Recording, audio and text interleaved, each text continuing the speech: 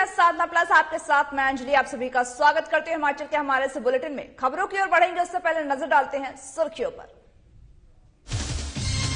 CM Jairam ने बिलासपुर से दी सौगात, 210 करोड़ की 26 परियोजनाओं का किया शिलान्यास। अस्पतालों में 270 से बढ़ा करके 300 बिस्तर करने की घोषणा। शिमला से कटरा वॉल्वो बस सेवा शुरू, परिवहन मंत्री विक्रम सिंह राठौड़ ने बस को दिखाई हरी झंडी। सुविधा से 5 जिलों के लोगों को होगा लाभ। जूनियर ऑफिस असिस्टेंट के 2400 अभ्यर्थियों की मांग, पोस्ट कोड 556 के तहत नियुक्त दे सरकार। हाईकोर्ट ले चुकी अभ्यर्थियों के पक्ष में फैसला। शिमला में हुई सीजन की पहली बर्फबारी, बर्फ की चाहत में हजारों की संख्या में शिमला पहुंचे सैलानी। मौसम विभाग ने बारिश के जारी किया अलर्ट। तेज रफ्तार टिप्पर ने भेड़ बकरियों को कुचला, हादसे में 37 भेड़ बकरियों की मौत। एसडीएम ने भेड़ मालिक को दी 20,000 की सौगात।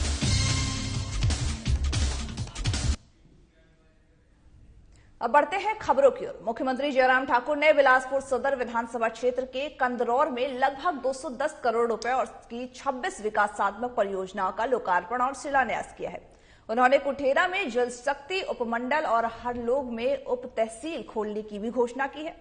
वहीं उन्होंने नागरिक अस्पताल बिलासपुर के बिस्तरों की क्षमता 270 से बढ़ा करके 300 करने की घोषणा की है। साथ ही साथ सीएम ने वरिष्ठ माध्यमिक विद्यालय मोरसिंघी में विज्ञान की कक्षाएं और राजकीय वरिष्ठ माध्यमिक विद्यालय कूह मझवाड़ में वाणिज्य संकाय की कक्षाएं भी आरंभ करने की घोषणाएं की है। वहीं सीएम जयराम ठाकुर ने कंदरौर में लोक निर्माण अतिथि गृह, बरमाणा में पीएचसी और जबलियाना में स्वास्थ्य उपकेंद्र खोलने की भी घोषणा की है। उन्होंने कहा है कि क्षेत्र में 3 सड़कों को नाबार्ड के तहत ही वित्त पोषित किया जाएगा।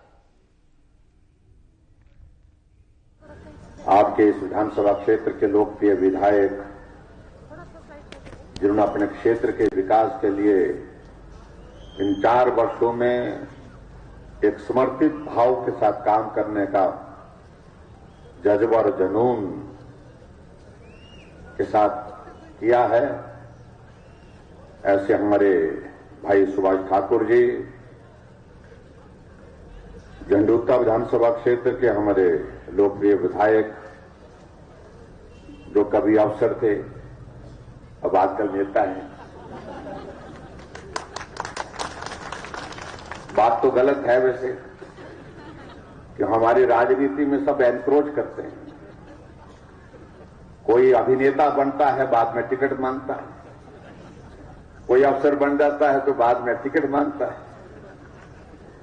और हम लोग कहीं नहीं जा सकते, हमें तो यही गुजारा करना पड़ता है। लेकिन ये सेवा के भाव के साथ उस वक्त भी काम करते थे जब अफसर थे, और उसी सेवा के भाव को आज भी न कायम रखा है। इस बात के लिए हमें प्रसन्नता है। भाई कटवाल, गीतराम कटवाल जी हमारे बीच में, हमारे बड़े पुराने जमाने के साथी, जब राजनीति में ना हमने सोचा था जाने का, ना इन्होंने सोचा था। हम एक दरी पर सोते रहे, वर्षों तक काम करते रहे, पूर्व में विधायक रहे, और अभी हमारी डिजास्टर मैनेजमेंट जो हमारा आपदा प्रबंधन बोर्ड है, उसके उपाध्यक्ष के नाते भाई रणधीर शर्मा जी, हमारी पार्टी के प्रदेश के महामंत्री, और जिनके पास राजनीतिक सलाहकार का भी दायित्व है, और लोकसभा के प्रभारी भी हैं। अगली खबर हिमाचल प्रदेश के शिमला से है, जहां पर परिवहन मंत्री विक्रम सिंह ठाकुर द्वारा आज अंतरराज्यीय बस अड्डा टूटी कंडी शिमला से कटरा वॉल्वो बस सेवा को हरी झंडी दिखा करके शुभारंभ किया गया है। उन्होंने बताया है कि शिमला से बिलासपुर, घुमरवा और भोटा हमीरपुर और साथ ही कांगड़ा पठानकोट से जम्मू होते हुए वॉल्वो बस कटरा पहुंचेगी। और साथ ही कहा है कि आज प्रदेश के लोगों द्वारा माता वैष्णो देवी के लिए वॉल्वो बस की बहुत पुरानी मांग को पूरा किया गया है। इस सुविधा से हिमाचल प्रदेश के 5 जिलों के लोगों को लाभ प्राप्त होगा। साथ ही साथ उन्होंने बताया है कि शिमला से वॉल्वो बस शाम के 5:30 बजे रवाना होगी, जो कि अगले दिन सुबह 5:30 बजे कटरा पहुंचेगी। वही वापसी में कटरा से शिमला के लिए वोल्वो बस की रवानगी का समय शाम के 5:30 से निर्धारित किया गया है, जो कि अगले दिन सुबह के 5:30 बजे वोल्वो बस शिमला पहुंचेगी।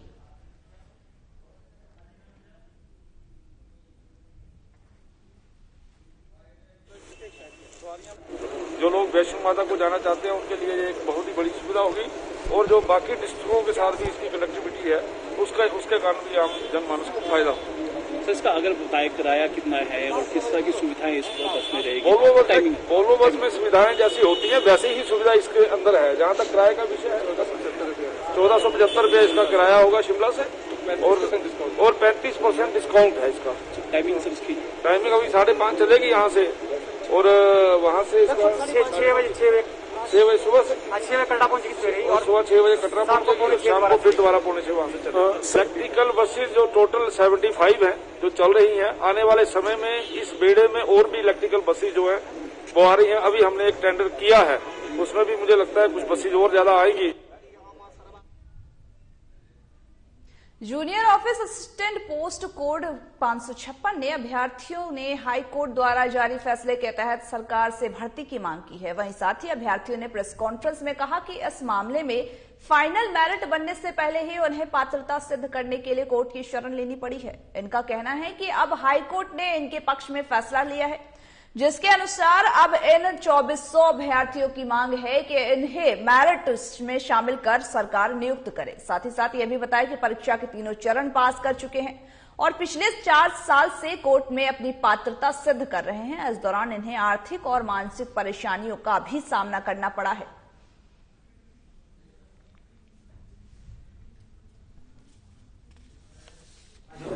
हमारा ये मुद्दा था, हम 556 JOIT के अभ्यर्थी थे जिन्हें रिजल्ट से सिर्फ 2 मिनट पहले रिजेक्ट किया गया, कोई नोटिस नहीं दिया गया, साफ साफ रिजेक्ट किया गया और अपनी रिजेक्शन के लिए हमने माननीय उच्च न्यायालय का रास्ता अपनाया और 4 साल कोर्ट में केस लड़ते हुए माननीय उच्च न्यायालय ने हमारे पक्ष में फैसला सुनाया और जो रिजल्ट है उसे फिर से हमें शामिल करते हुए रिकास्ट करने के लिए सरकार को निर्देश दिए। हम लोग 2400 अभ्यर्थी थे जो इस एलिजिबिलिटी जो क्राइटेरिया था उसकी वजह से कोर्ट के हमें 4 साल चक्कर काटने पड़े और अब हम इसके बाद सिर्फ यहां तक कि हमारा जो एक सफर था हाई कोर्ट तक, क्योंकि हम इतने सक्षम परिवार से नहीं है कि इसके बाद सुप्रीम कोर्ट का भी रास्ता दिखाएं, तो इसके बाद हम सिर्फ सरकार से निवेदन कर सकते हैं कि हमें जो हमारा अधिकार है, हमारी जो मेरिट है वो दें। हम किसी का अधिकार छीनना नहीं चाहते हैं, हम सिर्फ अपने अधिकार को मांग रहे हैं। राजधानी शिमला में सुबह से ही बर्फबारी का दौर शुरू हो चुका है। आपको बता दें कि लंबे इंतजार के बाद शिमला शहर में पर्यटकों को बर्फ देखने को मिली है, जिससे कि पर्यटकों के चेहरे भी खिले उठे हैं। वहीं पर्यटक बर्फबारी का जमकर आनंद लेते हुए भी नजर आ रहा है। इस बीच मौसम विभाग ने हिमाचल प्रदेश में 2 दिनों तक बारिश के अलर्ट भी जारी कर दिए हैं, जिसका असर सुबह से ही हिमाचल प्रदेश के शिमला में देखने को मिला। वहीं शिमला घूमने आए हुए पर्यटकों का यह कहना है कि यह उनके लिए किसी जन्नत से कम नहीं है। वह बर्फबारी की उम्मीद से ही शिमला आए थे, जो कि उनकी ये उम्मीद पूरी हो गई है।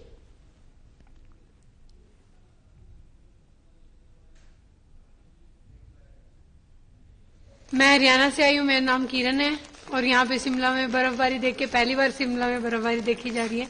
बहुत ही अच्छा लग रहा है। पहले आई थी, मनाली में आई थी, बट यहाँ पे हैवी स्नोफॉल हो रहा है।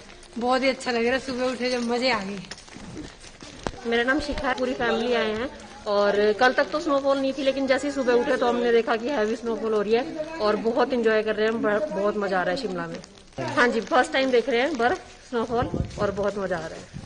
हाँ जी, स्नोफॉल देखने के लिए आए थे हम लोग शिमला और हमारा जो है सक्सेस हो चुका है यहाँ आना। हम लोग बहुत खुश हैं। सर मैं हिसार से हूँ, हरियाणा हिसार से। मैं फर्स्ट टाइम आया हूँ शिमला। मुझे बहुत अच्छा लगा। जिस पर्पस के लिए आए थे, कल तक तो यूं ही था भाई निराश होकर जाना पड़ेगा, लेकिन यहाँ आके बहुत अच्छा लगा। मॉर्निंग में सुबह उठे तो बहुत ही अच्छा फीलिंग हुई और हमारा आना बहुत सफल हुआ।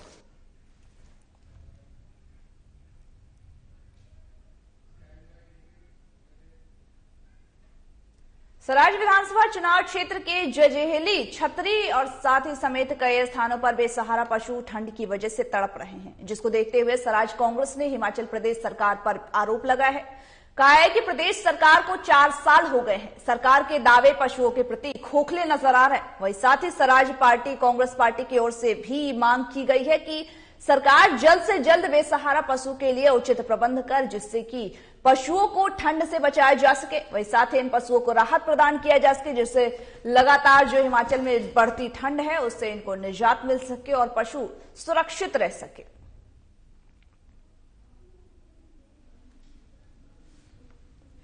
वहीं इन पशुओं को, जहां पर इन बेसहारा पशुओं को ठंड के मद्देनजर रखते हुए इनके कोई इंतजाम नहीं किए गए हैं। लगातार कांग्रेस इस पर हमलावर है। वहीं पशुओं के, बेसहारा पशुओं की जो प्रदेश में जो वहां पर बढ़ती ठंड है, इसको मद्देनजर रखते हुए प्रदेश में लगातार कांग्रेस सरकार इन पशुओं के देखभाल के लिए लगातार मांग कर रही है कि इन पशुओं के लिए शेल्टर हाउस बनाया जाए जिसमें ये पशु सुरक्षित रह सके और ठंड से इन पशुओं का बचाव हो सके, क्योंकि हालांकि कई बार ठंड की वजह से पशुओं की मृत्यु होने की खबरें भी सामने आती हैं जो कि दिल दहला देती हैं। ऐसे में इनका जो कांग्रेस का ये हिमाचल प्रदेश सरकार से जो ये अपील है वो देखने वाली बात है कि क्या हिमाचल प्रदेश की सरकार इस बात को मानेगी, क्या इन बेसहारा इन पशुओं के लिए ठंड का कोई इंतजाम होगा या नहीं।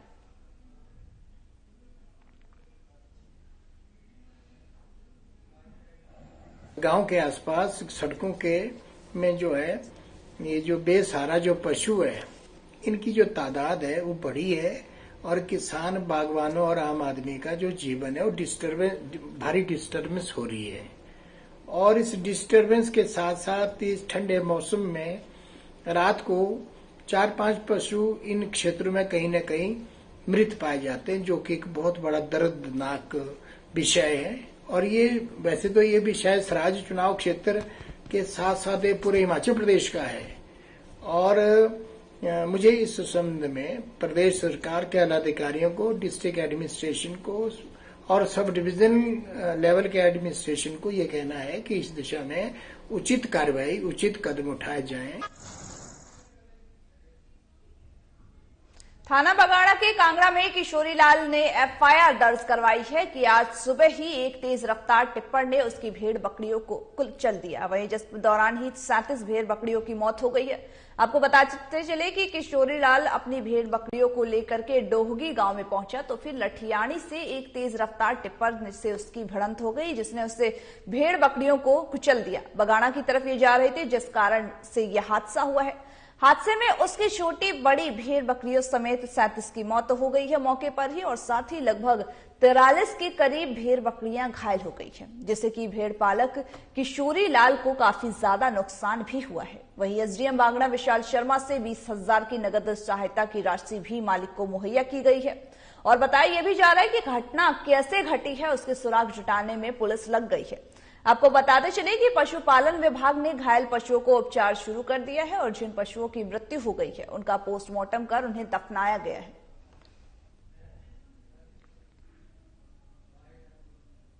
ऐसे ही हमें टेलीफोनिकली पता लगा कि डोगली में कोई सुबह 4 बजे ऐसा हादसा हुआ कि लगभग कोई 40-50 के करीब जो भेड़ बकरी थी उसको एक ट्रक चालक को चल के भाग गया और कम से कम भी कोई 40-50 बकरी, भेड़ बकरी तो मर चुकी है। और मरीज को बिल्कुल संख्या कर लिया आपने? हाँ, पहले इस टाइम की 50 नाल तो बिल्कुल खत्म हो चुके हैं और उसमें 40-45 नाल जो आई है, 40 के करीब भाई ने आखिर मौके के साथ में भाई बहन साथ में। तो क्या हुआ? तेरा में सड़क में लेके जा रहे थे, पीछे से ठीक कर आया। हम बगाड़ा जा रहे थे। बगाड़ा को जा रहे थे? हाँ जी, लखानी वाली साइड। हाँ जी। आज के हमारे हिमाचल प्रदेश के बुलेटिन में बस इतना ही। मुझे दीजिए इजाजत और तमाम बाकी खबरों के अपडेट्स के लिए बने रहिए हमारे साथ और देखते रहिए साधना प्लस।